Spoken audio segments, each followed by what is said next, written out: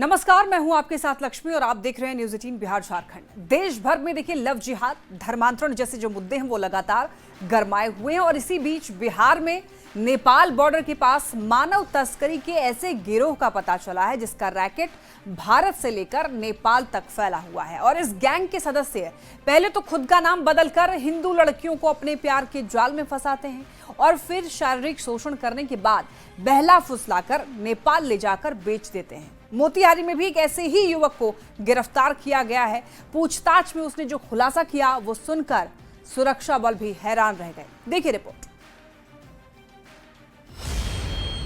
Nepal border पर मानव तस्करी का बड़ा जाल।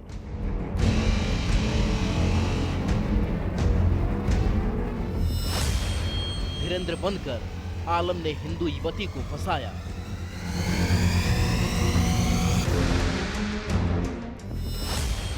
प्यार, साजिश और मानव तस्करी का जाल।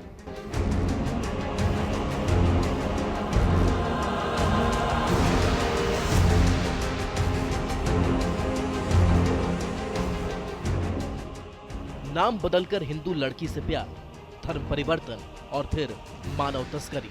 बिहार नेपाल बॉर्डर पर मानव तस्करी का ये खेल सालों से चल रहा है, जहां नाम बदलकर पहले तो हिंदू युवतियों को फंसाया जाता है और फिर बहला फुसलाकर नेपाल ले जाकर बेच देना।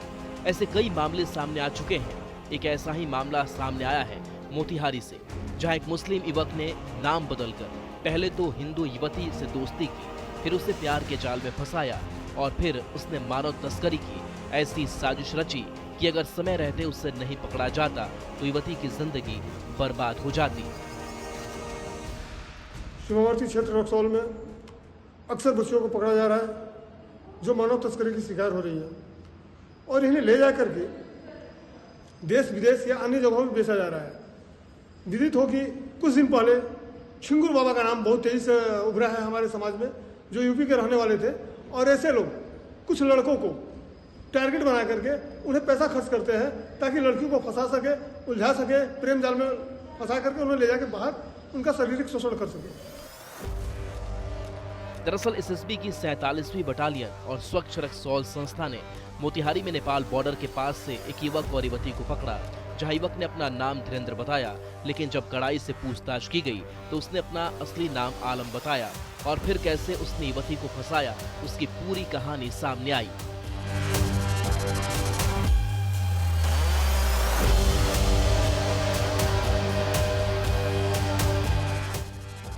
जानकारी के मुताबिक आलम नाम के युवक ने फेसबुक पर धीरेन्द्र के नाम से अपना प्रोफाइल बना रखा था।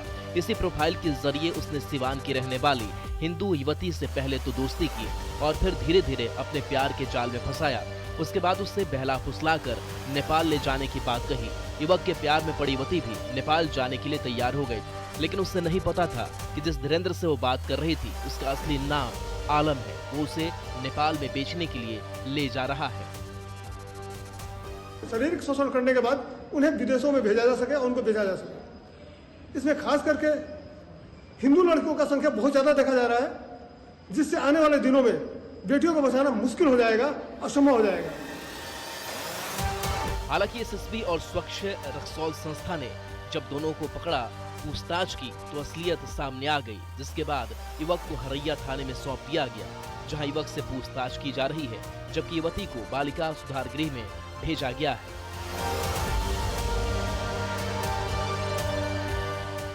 दरअसल ये नाम बदलकर पहले प्यार और फिर साजिश के तहत नेपाल ले जाकर बेचने का ये कोई पहला मामला नहीं है। इससे पहले भी कई तरह के मामले सामने आ चुके हैं।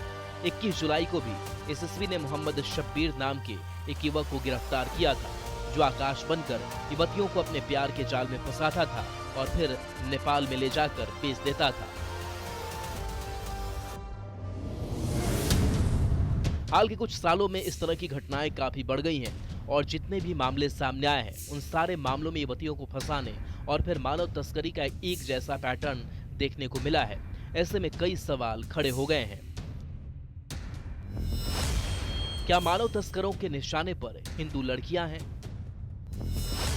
क्या इसके पीछे किसी बड़े गिरोह का हाथ है? बार बार हिंदू लड़कियों को टारगेट क्यों किया जा रहा है? दरअसल बिहार नेपाल बॉर्डर पर मानव तस्करी का गिरोह लंबे समय से सक्रिय है, जो भोली भाली लड़कियों को अपने प्यार के जाल में फंसाकर नेपाल ले जाकर बेच देता है। हालांकि सुरक्षा बलों ने ऐसे कई लोगों को गिरफ्तार किया है, लेकिन जिस तरह से बार बार कार्रवाई के बाद मानव तस्करी के आरोप में लोग गिरफ्तार हो रहे हैं, उससे एक बात तो साफ है कि मानव तस्करी का एक गैंग बिहार से लेकर नेपाल तक में बड़े पैमाने पर फैला हुआ है।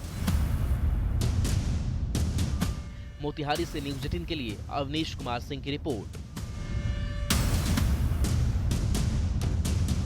मानव तस्करी के बाद अब बात करेंगे मानव जीवन की, जिसे चंद पैसों की लालच में मौत के मुंह में भेज दिया जाता है। एक ऐसा ही मामला सामने आया है धनबाद से, जहां पर काले हीरे की काली कमाई के लालच में 9 मजदूरों की मौत हो गई, जिस धनबाद के कोयले से देश को रोशनी मिलती है, वहां पर अवैध खनन माफिया की तरह किस तरीके से वहां पर सक्रिय हैं, इसका अंदाजा इसी से लगा सकते हैं कि यहां पर सिर्फ 2025 में अब तक कई बार हादसे हो चुके हैं, जिसमें कई मजदूरों की मौत हो चुकी है।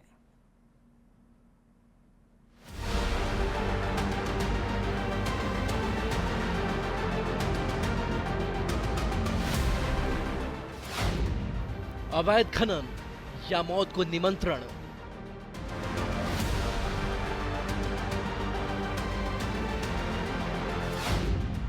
कोयला खदान या मौत का सुरंग।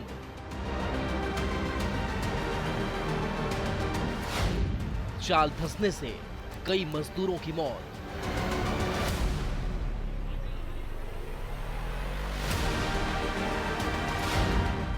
न सुरक्षा न व्यवस्था, जिम्मेदार कौन?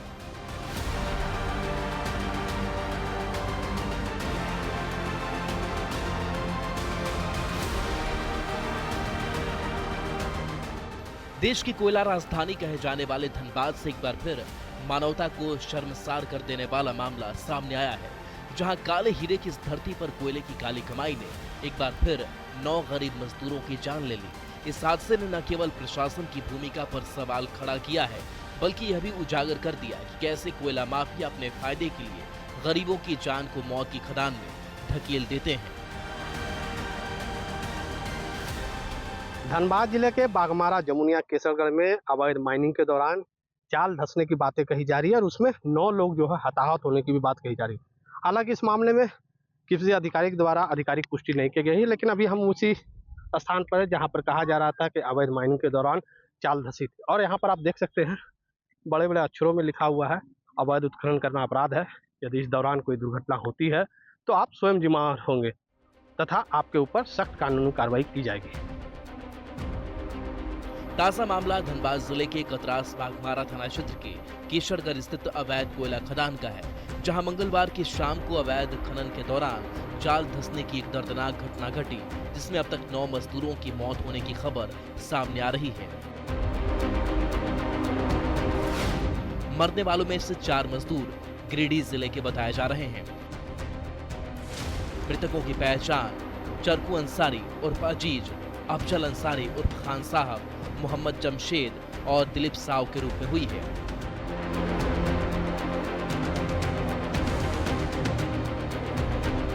घटना के बाद परिजनों का रो रो कर बुरा हाल है। परिजनों का कहना है कि सभी मजदूर मंगलवार को अपने बाइक से काम के लिए निकले थे, लेकिन अब तक घर नहीं लौटे हैं। खड़ा गेलो त खदान में सुनैला पानी भरा गेलो ता गेलो कहीं कोकरू नहीं पेलो गेलो घर के आदमी हमार वहाँ कल को कोकरू न ढुकेल दियो वहाँ से हर चीज ले लो सब घूर के। धनबाद के केशरगढ़ में उस वक्त अफरा तफरी का माहौल हो गया जब अवैध रूप से कोयला खदान में खनन के दौरान चाल के धंसने से कई मजदूर दब गए और काल के गाल में समा गए। यह हादसा बाघमारा थाना क्षेत्र के ब्लॉक 2 में हुआ, जहां अवैध रूप से चल रहे एक खदान में मलबा गिरने से ये मौतें हुई हैं। मजदूरों की मौत पर जेडीयू विधायक सरयू राय ने गंभीर आरोप लगाए। उन्होंने आरोप लगाया कि खनन माफिया को राजनीतिक संरक्षण प्राप्त है, जिसकी वजह से वो बिना डरे धड़ल्ले से अवैध खनन कर रहे हैं।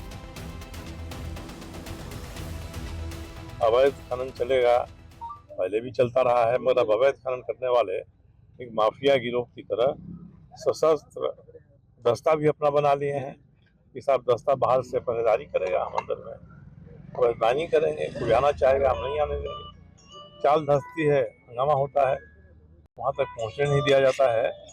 अब प्रशासन इसमें नहीं सहयोग करेगा, अपनी भूमिका सही तरीके से नहीं निभाएगा तो न अवैध खनन बंद होगा और जो मजदूर दब रहे हैं, मर रहे हैं, उनके प्रति न्याय होगा।